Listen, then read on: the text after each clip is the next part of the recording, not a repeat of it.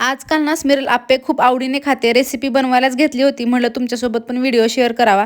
इथे मी भाजलेला रवा घेतलाय, त्याच्यामध्ये दही टाकले आणि खायचा सोडा असतो तो टाकून इथं पीठ भिजत ठेवले. कांदा, टोमॅटो, कोथिंबीर बारीक चिरून घेतले. आता चटणीची तयारी करते. चटणीसाठी खोबरं, काजू, बदाम, दही, कोथिंबीर, कढीपत्ता आणि थोडंसं मीठ टाकून हे सगळं ना छान मिक्सरला लावून बारीक करून घेतले. आता या चटणीला छान तडका द्यायची तयारी करते. कढईमध्ये ना थोडंसं मी तेल टाकले, त्याच्यामध्ये मोहरी आणि कढीपत्ता टाकलाय, ते पण तडतडू दिलं आणि चटणीवरती ओतलं. याने खूप छान चव येते.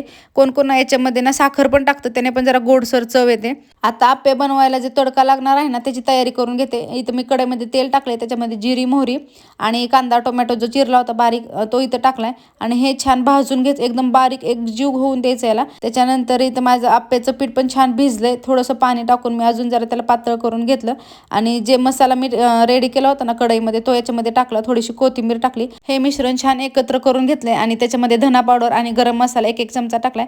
ह्या बॉक्सबद्दल जर तुम्हाला माहिती पाहिजे असेल ना तर कमेंट करून सांगा.